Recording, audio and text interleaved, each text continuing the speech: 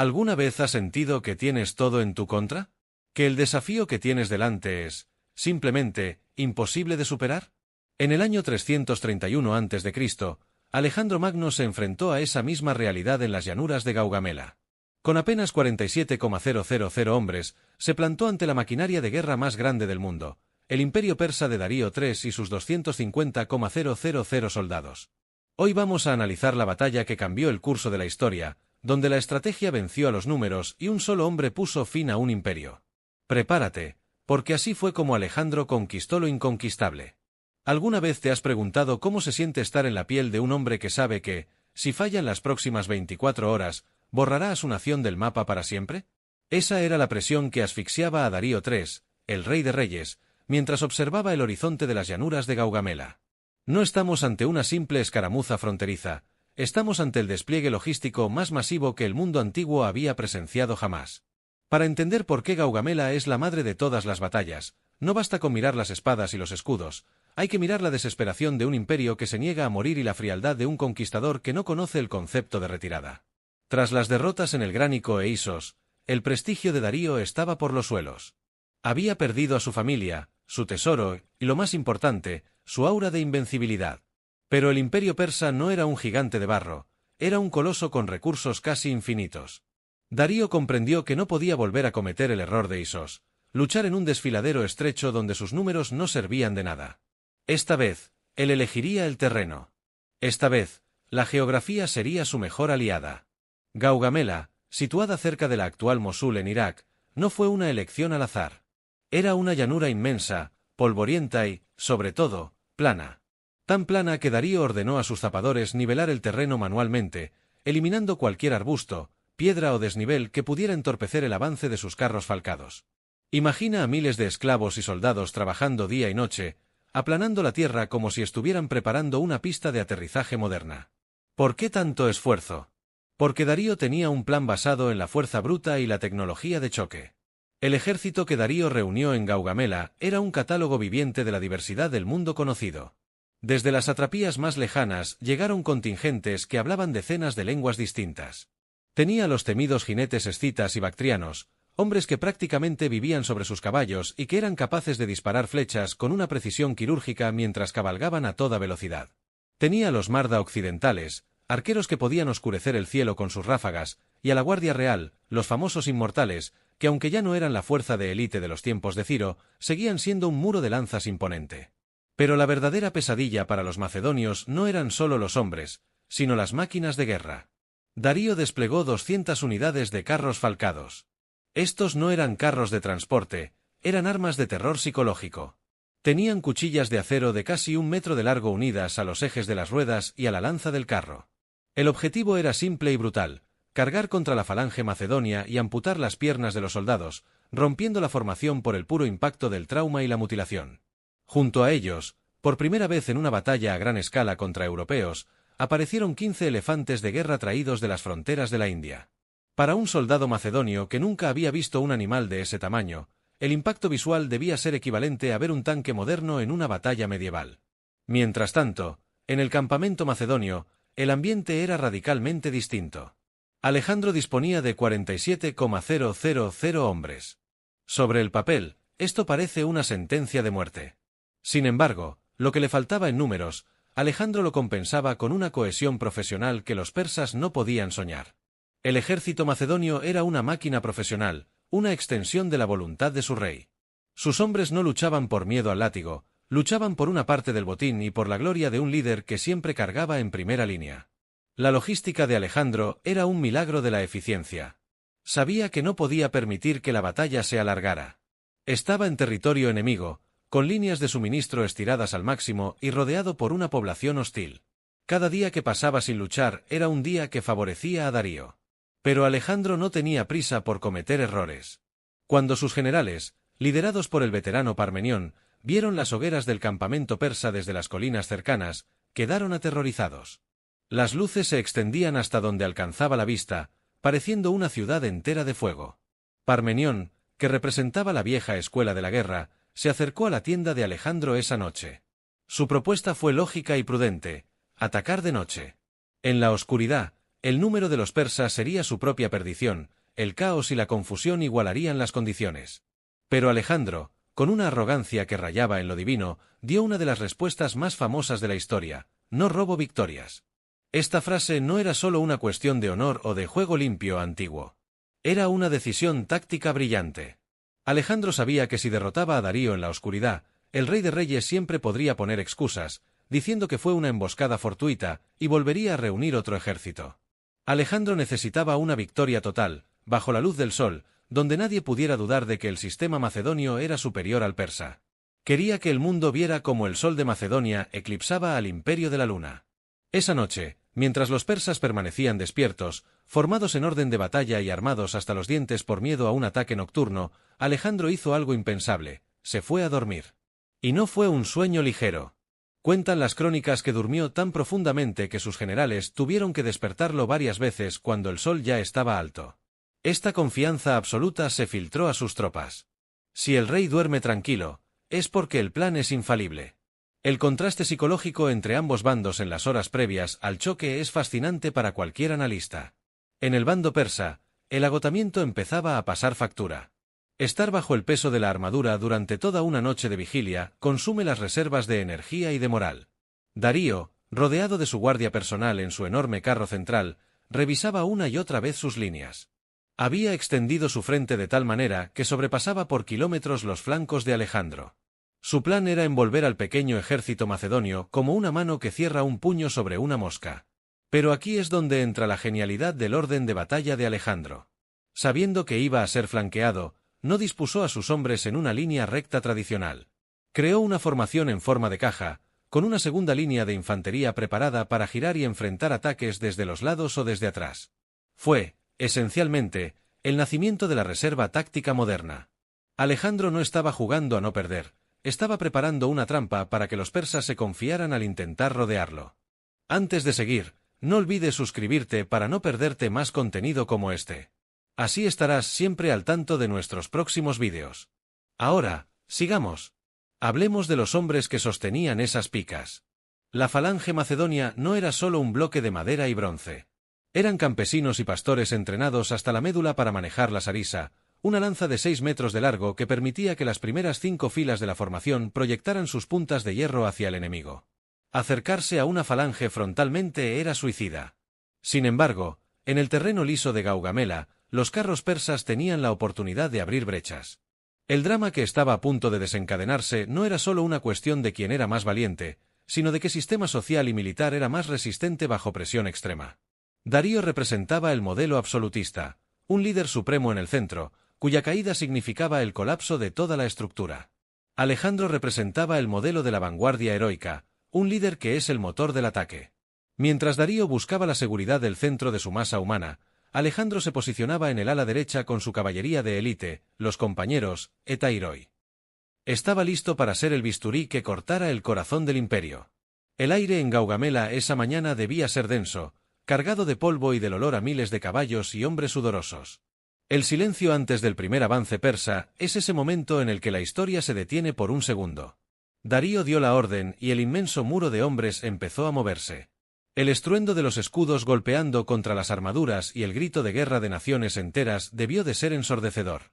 Pero frente a ellos, los 47,000 macedonios no retrocedieron ni un paso. Estaban allí para poner fin a una era. Lo que mucha gente olvida al analizar esta fase preparatoria es el papel de la inteligencia militar. Alejandro había capturado a exploradores persas días antes y sabía exactamente dónde Darío había colocado las trampas y las zonas niveladas para los carros. Sabía que los persas tenían una debilidad crítica: su mando y control era lento. En un campo de batalla tan vasto, las órdenes tardaban minutos en llegar de un extremo a otro. Alejandro, por el contrario, operaba con señales visuales rápidas y una cadena de mando delegada en hombres como Crátero y Hefestión que conocían su visión a la perfección. Así llegamos al momento en que las dos fuerzas están a tiro de flecha. El imperio persa, con sus 250,000 almas, parece una marea imparable. El ejército de Alejandro parece una pequeña isla de acero en medio de un océano. Pero como veremos, las islas son las que rompen las olas. La tensión era tal que se dice que algunos soldados persas soltaron sus armas antes de que empezara el combate, abrumados por la disciplina silenciosa de los macedonios. No sabían que lo que estaban a punto de presenciar no era una batalla, sino el desmantelamiento táctico de un imperio que había durado 2 siglos.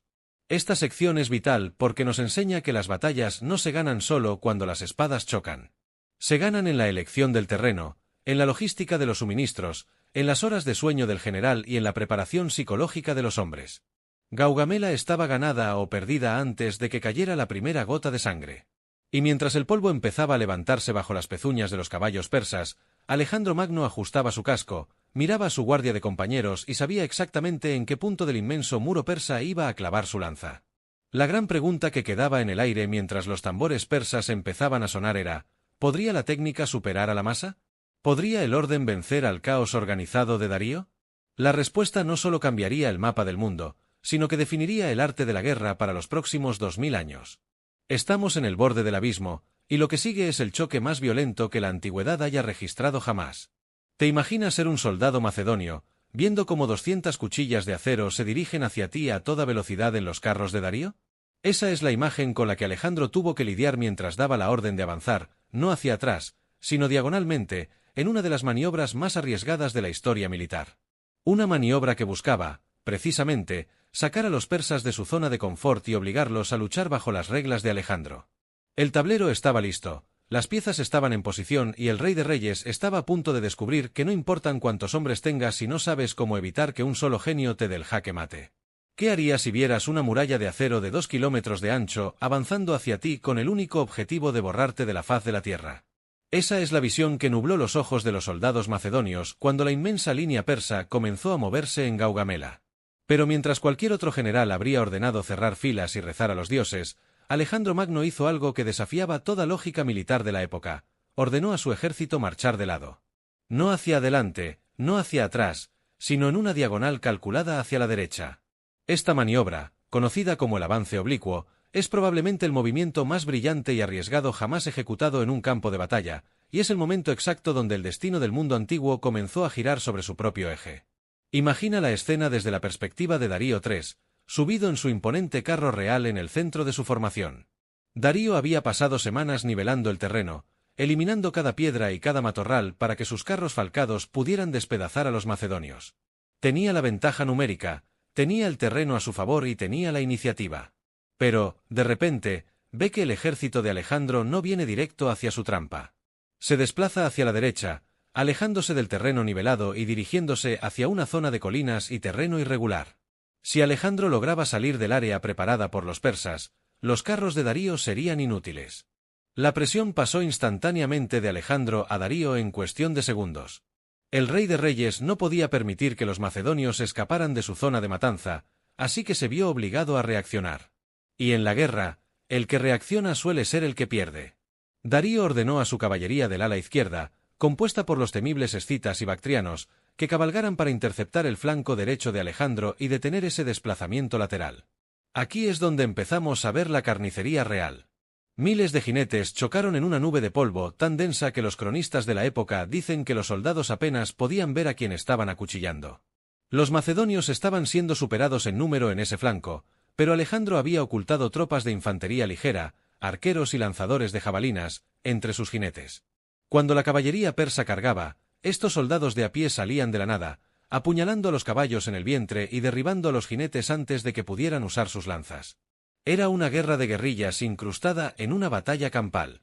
Mientras este caos se desataba en los flancos, Darío decidió que era el momento de lanzar su arma secreta, los carros falcados. Imagina el sonido de 200 máquinas de guerra acelerando al unísono, el chirrido del metal contra el eje y el brillo de esas cuchillas de 1 metro de largo diseñadas para amputar extremidades de un solo golpe. Los persas lanzaron estos carros con un grito atronador, esperando que el impacto físico y psicológico destrozara la falange macedonia. Cualquier ejército convencional se habría desintegrado por el puro terror. Pero los macedonios no eran un ejército convencional. Eran profesionales que habían sido entrenados para este momento exacto. Cuando los carros estaban a pocos metros de distancia, ocurrió algo asombroso. En lugar de apretar los escudos y esperar el impacto, las filas macedonias se abrieron. Los soldados simplemente dieron un paso a un lado, creando pasillos vacíos entre las formaciones. Los caballos persas, que por instinto evitan chocar contra una masa sólida pero corren hacia los espacios abiertos, se adentraron en estos callejones de la muerte. Una vez dentro, los macedonios los rodearon. Los mozos de cuadra y la infantería ligera saltaron sobre los carros, degollando a los conductores y capturando a los caballos. Los pocos carros que lograron atravesar la formación fueron recibidos por la segunda línea de reserva de Alejandro, que los neutralizó sin piedad. El gran arma del imperio persa se había convertido en un montón de chatarra y carne de caballo en menos de 10 minutos. Pero la batalla estaba lejos de terminar. Mientras el ala derecha de Alejandro seguía desplazándose y luchando contra la marea de jinetes bactrianos, se estaba produciendo un fenómeno físico en la línea persa. Al ordenar a sus tropas que persiguieran el movimiento lateral de Alejandro, Darío había estirado su propia línea de batalla. Es como una liga que se tensa hasta que empieza a mostrar grietas. Y Alejandro, con esa visión periférica sobrehumana que lo caracterizaba, estaba esperando exactamente eso. En medio del torbellino de polvo y sangre, vio lo que buscaba, una brecha. Una fractura en el centro de la línea persa, justo donde los jinetes que habían salido a perseguirlo se separaron de la infantería que protegía a Darío. Este es el momento culminante de Gaugamela. Alejandro no dudó. No envió un mensajero, no esperó a consultar con sus generales. Formó a su caballería de compañeros en una cuña gigante, una punta de flecha humana con él mismo en el vértice, y lanzó un grito de guerra que se escuchó por encima del estruendo del combate. Se lanzó al galope directamente hacia el corazón del imperio. No iba a por los soldados, no iba a por el botín, iba a por la cabeza de Darío. Imagina la velocidad de esa carga. Cientos de caballos de élite, los mejores del mundo, tronando a través del desierto hacia una brecha que podía cerrarse en cualquier momento. La infantería de apoyo macedonia, los hipaspistas, corrían junto a los caballos, agarrándose a las crines para mantener el ritmo, listos para proteger los flancos de la carga. Era una maniobra de una violencia y precisión quirúrgicas. La cuña macedonia atravesó las primeras líneas persas como un cuchillo caliente a través de la mantequilla. Los guardias reales de Darío, sorprendidos por la rapidez del ataque, se vieron de repente con Alejandro Magno a pocos metros de distancia, cubierto de polvo y sangre, blandiendo su lanza con una furia casi divina. Darío, desde su alto carro, vio cómo su guardia personal caía. Vio a sus jinetes más leales siendo atravesados por las arisas macedonias. Y en ese instante, el miedo que le había perseguido desde Isos volvió a apoderarse de él. La leyenda dice que su auriga fue atravesado por una lanza y que, en el caos, Darío creyó que todo estaba perdido. En el momento más crítico de la historia de su imperio, el rey de reyes giró su carro y huyó. Para un soldado persa, ver la espalda de su rey era el fin del mundo. El sistema persa era una estructura piramidal absoluta. Si la cúspide desaparecía, la base no tenía razón para luchar. El pánico empezó a propagarse desde el centro hacia los bordes como un virus. Los hombres que hace un momento luchaban con valentía, ahora tiraban sus escudos y corrían para salvar la vida. Sin embargo, mientras el centro persa colapsaba, el ala izquierda macedonia, liderada por Parmenión, estaba viviendo un infierno. Parmenión estaba siendo rodeado por la caballería de Mazaeus, uno de los generales persas más competentes. La presión era tan grande que los persas habían logrado romper la línea macedonia y llegar hasta el campamento donde estaban los suministros y los prisioneros. La situación era desesperada. Si el ala izquierda caía, Alejandro sería rodeado por detrás a pesar de haber puesto en fuga a Darío. Aquí es donde Alejandro tuvo que tomar la decisión más difícil de su vida: perseguir a Darío y terminar la guerra de un solo golpe, o dar media vuelta y salvar a su ejército. Muchos historiadores debaten qué pasó exactamente, pero las fuentes más fiables indican que Alejandro recibió un mensaje desesperado de Parmenión. Con el corazón en un puño, Alejandro abandonó la persecución de Darío. Giró a su caballería de compañeros y cargó contra la retaguardia de los persas que estaban masacrando al flanco de Parmenión. Este choque fue, según los testigos, la lucha más sangrienta de toda la jornada. Los persas, viéndose atrapados, lucharon con la energía de los condenados a muerte. No fue una retirada ordenada, fue una carnicería cuerpo a cuerpo donde cada metro de arena se pagó con vidas humanas. Finalmente, la superioridad táctica y la moral de los macedonios se impusieron. Los persas de Mazaeus, al enterarse de que Darío ya no estaba en el campo, perdieron la voluntad de combatir y se unieron a la huida general. El campo de Gaugamela, que por la mañana era una llanura perfecta preparada para la gloria persa, ahora era un cementerio inmenso cubierto por una nube de polvo que ocultaba miles de cadáveres. El análisis de esta fase de la batalla nos revela que Gaugamela no se ganó por fuerza bruta, sino por la gestión del espacio y el tiempo. Alejandro utilizó su ejército como un señuelo viviente, provocando que Darío cometiera el error de abrir su formación.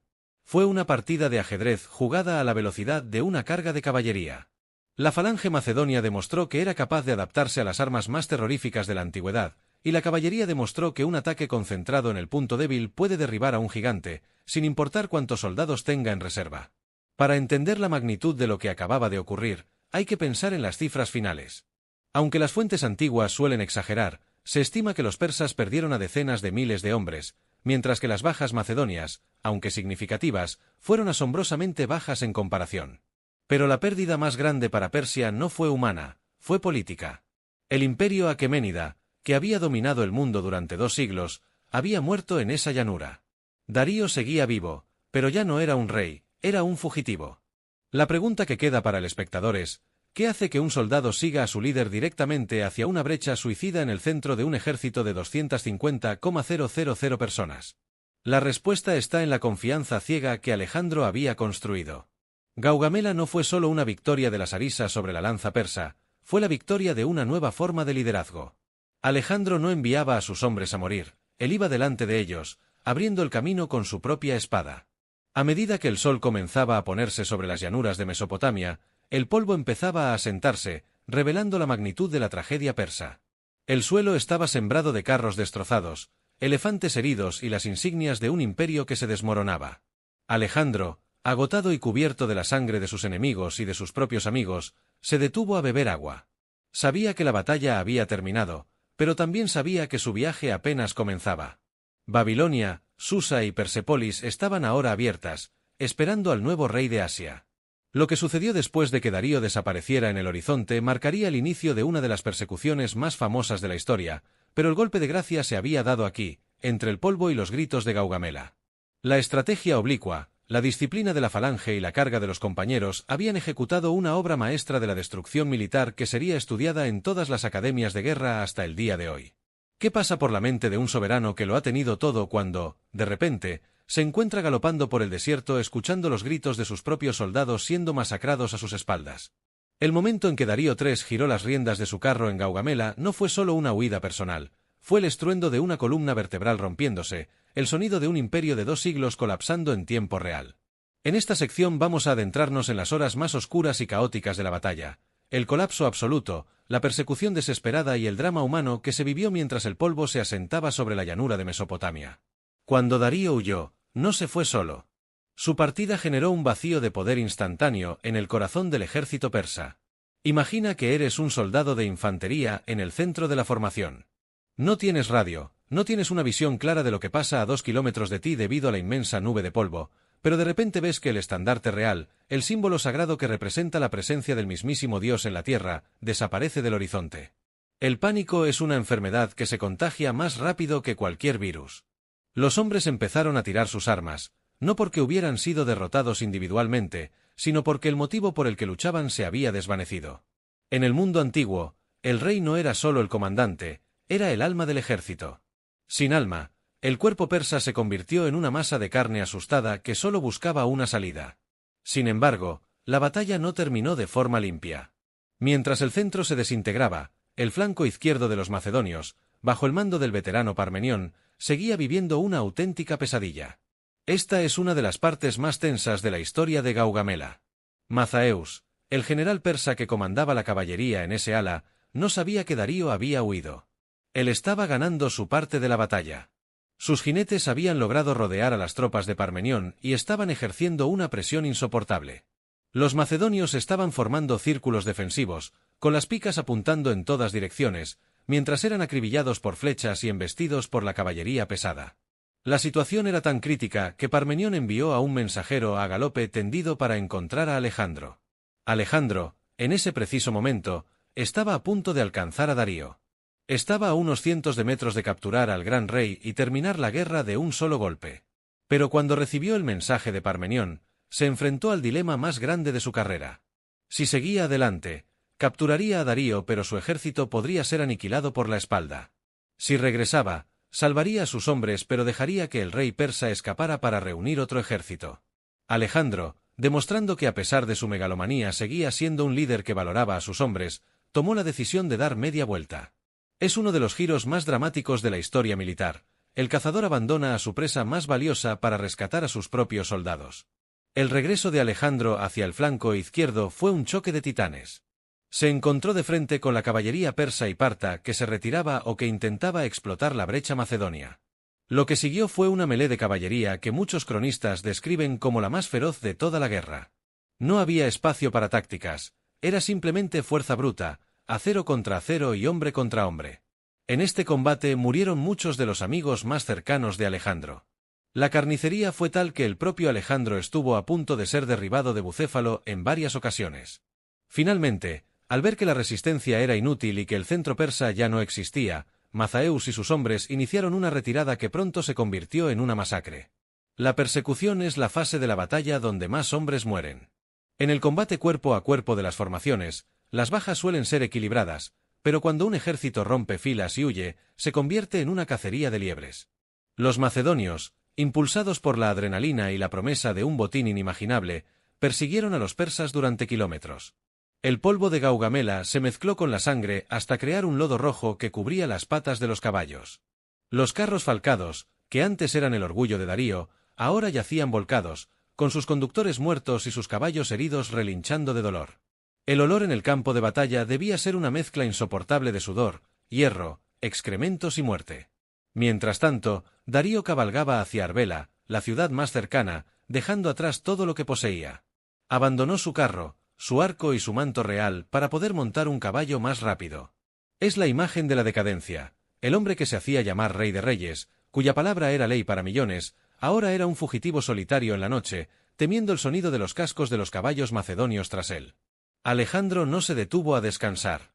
A pesar de haber luchado durante horas bajo un sol abrasador, ordenó a su caballería seguir persiguiendo a Darío durante toda la noche. Llegaron a Arbela al amanecer, habiendo recorrido una distancia increíble, solo para descubrir que Darío se les había escapado de nuevo por apenas unas horas, huyendo hacia las montañas de Media. Pero aunque el rey había escapado, el imperio había caído. Las cifras de muertos que dan los historiadores antiguos son astronómicas y probablemente exageradas, hablando de cientos de miles de persas muertos frente a unos pocos cientos de macedonios. Si bien debemos tomar estos números con cautela, lo que es innegable es la desproporción. La estructura militar persa fue aniquilada. Los sátrapas, los gobernadores regionales que habían jurado lealtad a Darío, empezaron a darse cuenta de que el viento había cambiado de dirección. La lealtad en el mundo antiguo era un contrato basado en la fuerza, y Darío acababa de demostrar que no tenía ninguna. El campamento persa cayó en manos de los macedonios, y lo que encontraron allí fue el tesoro más grande que jamás hubieran imaginado. Oro, plata, joyas, sedas y especias de todos los rincones de Asia. Soldados que apenas unos años antes eran campesinos en las áridas tierras de Macedonia, ahora eran más ricos que los nobles de su país de origen. Pero Alejandro no permitió que el ejército se hundiera en el libertinaje inmediato. Tenía un objetivo claro: Babilonia. Gaugamela le había dado las llaves de las ciudades más ricas del mundo, y no pensaba perder el tiempo. Es fascinante analizar el estado mental de Alejandro tras la batalla. No estaba simplemente celebrando una victoria militar, estaba reclamando un derecho divino. Se hizo proclamar rey de Asia. A partir de Gaugamela, su estilo de liderazgo empezó a cambiar. Empezó a adoptar costumbres persas, a rodearse del protocolo de los reyes que acababa de derrotar. Esto generó las primeras grietas con sus generales, hombres como Parmenión, que sentían que Alejandro se estaba olvidando de sus raíces macedonias. El triunfo en Gaugamela fue el inicio del Alejandro orientalizado, un hombre que ya no buscaba solo vengar a Grecia, sino gobernar el mundo entero como un dios viviente. El impacto psicológico de la derrota en el bando persa fue absoluto. Ciudades que podrían haber resistido durante meses, como la legendaria Babilonia, abrieron sus puertas de par en par. El sátrapa Mazaeus, el mismo que casi derrota a Parmenión en la batalla, fue el encargado de entregar las llaves de Babilonia a Alejandro. Este es un punto clave para entender por qué la persecución y el colapso fueron tan efectivos. Alejandro fue inteligente. No trató a los vencidos como esclavos, sino que en muchos casos mantuvo a los sátrapas en sus puestos si estos juraban lealtad. Esto evitó una guerra de guerrillas prolongada y permitió que la transición del imperio persa al imperio macedonio fuera asombrosamente rápida. Sin embargo, el destino de Darío seguía siendo una espina clavada en el costado de Alejandro. Un rey vivo, aunque estuviera en el exilio, siempre era un foco de rebelión. La persecución de Darío continuaría durante meses por las áridas estepas de lo que hoy es Irán y Afganistán. Pero el golpe final no vendría de la mano de Alejandro, sino de los propios hombres de Darío. Besos, el sátrapa de Bactria que había luchado con valor en Gaugamela, se dio cuenta de que Darío ya no era útil. En un acto de traición que incluso Alejandro consideró despreciable, Besos apuñaló a su rey y lo dejó morir en un carro a la orilla del camino. Cuando Alejandro finalmente encontró el cuerpo de Darío, se dice que lo cubrió con su propio manto y lloró.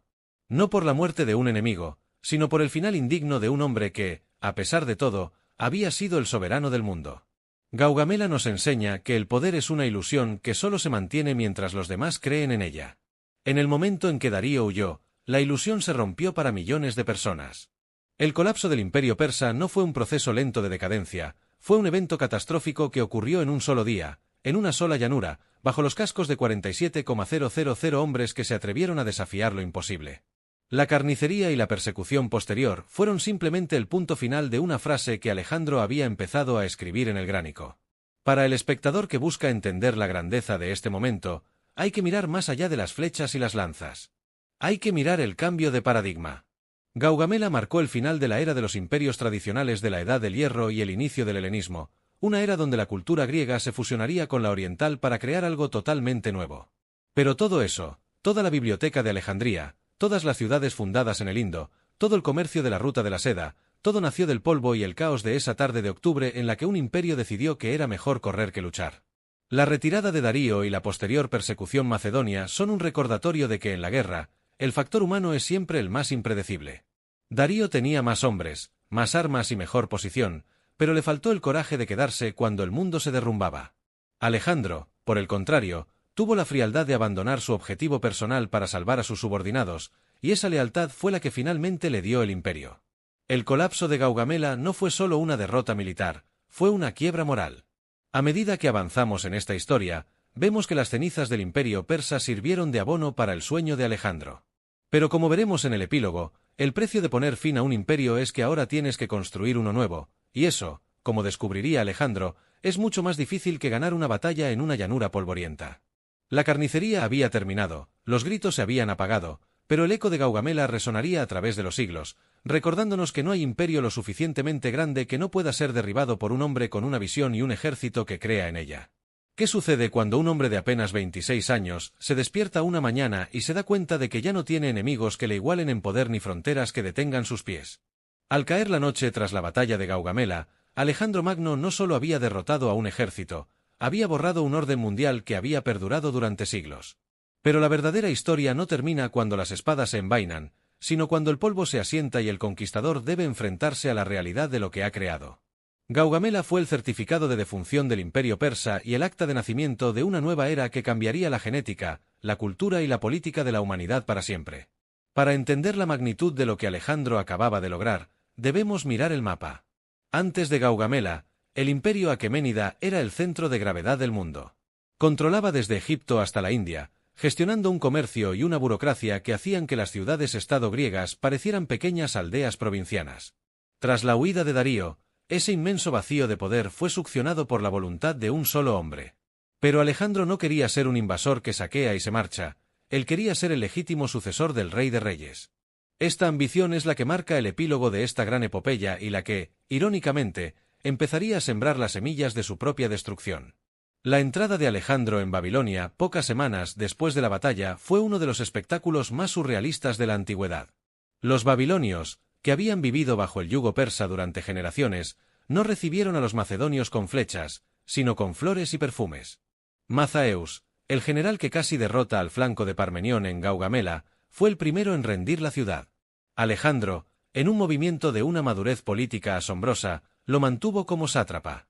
Aquí vemos el nacimiento de la política de fusión de Alejandro, la idea de que para gobernar un imperio tan vasto no podía imponer el modo de vida griego por la fuerza, sino que debía integrar a las élites locales. Alejandro empezó a vestir túnicas persas, a adoptar el protocolo de la corte oriental y a exigir que sus súbditos se postraran ante él, una práctica conocida como proskinesis que para los macedonios libres era una blasfemia, pero que para los persas era la norma. El legado de Gaugamela se mide en primer lugar en términos culturales. Con la victoria de Alejandro, la lengua griega se convirtió en la lengua franca del mundo conocido.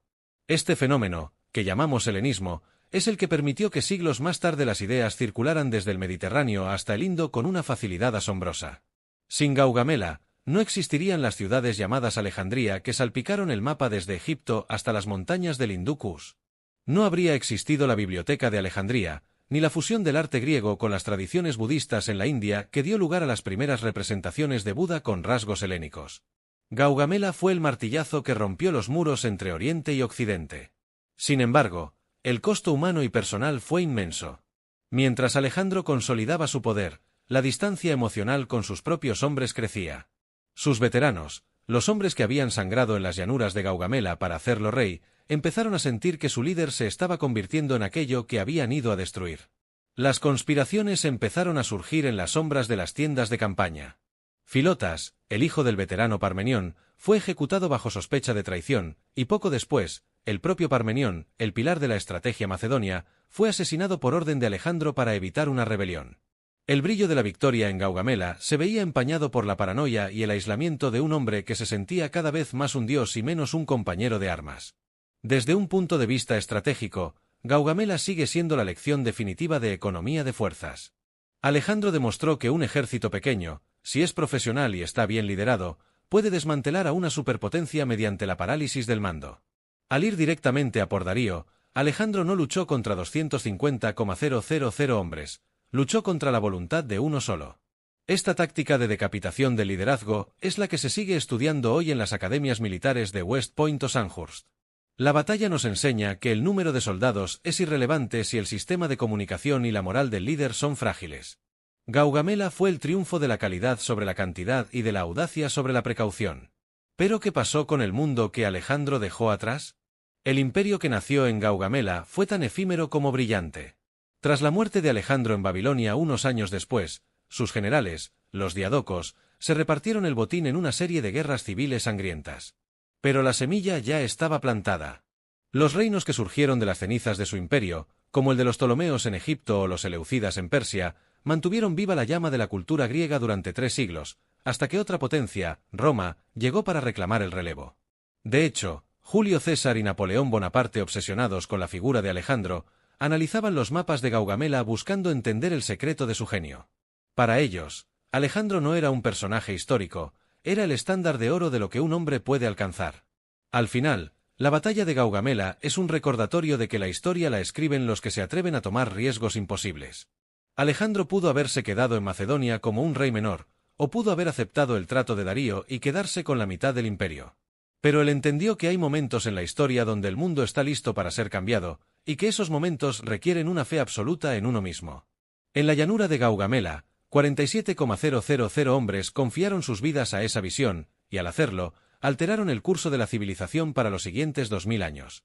Hoy, cuando miramos las ruinas de las ciudades que Alejandro conquistó o estudiamos las tácticas que empleó, no solo estamos viendo historia militar. Estamos viendo el poder de la voluntad humana sobre la inercia de los imperios. Gaugamela nos dice que ningún gigante es demasiado grande para caer y que ninguna muralla de hombres es impenetrable si sabes dónde golpear. La verdadera victoria de Alejandro no fue el oro que encontró en las arcas de Darío, ni el territorio que añadió a sus mapas. Su verdadera victoria fue demostrar que el destino no está escrito en las estrellas, sino que se forja con la punta de una lanza en el calor de la batalla. Con esto cerramos este análisis de la batalla que puso fin a una era. Alejandro se convirtió en magno en Gaugamela, pero también allí empezó a perder su humanidad. Es el eterno equilibrio de la gloria. Cuanto más alto vuelas, más frío es el aire que respiras. Esperamos que este viaje por el polvo, la sangre y la estrategia de la batalla más grande de la antigüedad te haya servido para entender no solo cómo se ganó un imperio, sino que significa realmente cambiar el mundo. La próxima vez que te enfrentes a un desafío que parezca superarte en número, recuerda a esos 47,000 macedonios avanzando en diagonal bajo el sol de Mesopotamia, y recuerda que, a veces, la audacia es la única lógica que importa. ¿Qué queda de un imperio cuando la última espada se oxida y el último grito de batalla se apaga en el silencio del desierto? Al final de este viaje por las llanuras de Gaugamela, no solo nos encontramos ante una lista de bajas o un cambio de fronteras en un mapa polvoriento, sino ante una de las lecciones más profundas sobre la naturaleza humana y el poder. La victoria de Alejandro no fue simplemente un triunfo de la Sarisa sobre el arco persa, fue el momento en que el mundo antiguo dejó de ser un conjunto de piezas aisladas para convertirse en un experimento global de intercambio cultural y ambición sin límites. Pero, ¿realmente ganó Alejandro, o fue Gaugamela el principio de su propio fin? Si analizamos las consecuencias a largo plazo, Gaugamela fue el motor que impulsó la creación de la Ruta de la Seda y el puente que permitió que la filosofía griega llegara a los rincones más remotos de Asia. Sin esta batalla, la historia de la ciencia, el arte y la religión sería irreconocible. Sin embargo, hay un lado oscuro en esta gloria. Al destruir el imperio persa, Alejandro eliminó el único contrapeso que mantenía la estabilidad en la región. Lo que siguió fue una era de esplendor, sí, pero también de conflictos incesantes entre sus sucesores que desangraron a Grecia y Oriente durante décadas. La lección que nos deja Gaugamela es que es mucho más fácil conquistar un imperio que sostenerlo, y que la genialidad militar no siempre se traduce en estabilidad política. Para los que amamos la estrategia, Gaugamela es el recordatorio definitivo de que la calidad de liderazgo es el multiplicador de fuerzas más potente que existe. En un mundo donde a menudo nos sentimos superados por las circunstancias, por los números o por desafíos que parecen colosales, la figura de Alejandro en el ala derecha de su formación nos dice que la visión y la audacia pueden fracturar cualquier muro, por muy sólido que parezca. Pero también nos advierte sobre el costo de la ambición desmedida. El hombre que puso fin a un imperio terminó sus días en una habitación en Babilonia, rodeado de generales que ya conspiraban para despedazar su legado, demostrando que incluso el conquistador más grande es, al final, prisionero de su propio éxito. Hoy, los ecos de Gaugamela resuenan en cada rincón de nuestra cultura. Los vemos en la forma en que entendemos la guerra moderna, en la estructura de nuestras instituciones y en la fascinación eterna que sentimos por los personajes que se atreven a desafiar lo imposible. Gaugamela no fue solo una batalla, fue el parto violento de la civilización tal como la conocemos. Fue el día en que un joven rey decidió que el mundo era lo suficientemente pequeño como para caber en sus manos, y al hacerlo, nos dejó una historia que seguiremos contando mientras existan hombres dispuestos a mirar al horizonte y preguntarse qué hay más allá. Al cerrar este vídeo, queremos que te quedes con una reflexión. Alejandro tuvo el valor de atacar el punto más fuerte de su enemigo para provocar el colapso de todo el sistema. A veces, en nuestras propias vidas, la solución no es evitar el conflicto o rodear el problema, sino identificar esa brecha crítica y cargar con todo lo que tenemos. La historia no recuerda a los que jugaron a lo seguro, sino a los que, como los 47,000 macedonios, caminaron hacia el centro de la tormenta con la convicción de que el mañana les pertenecía. Gracias por acompañarnos en este análisis épico de una de las mayores hazañas militares de todos los tiempos. El polvo de Gaugamela finalmente se ha asentado, pero la leyenda de Alejandro sigue tan viva como el primer día.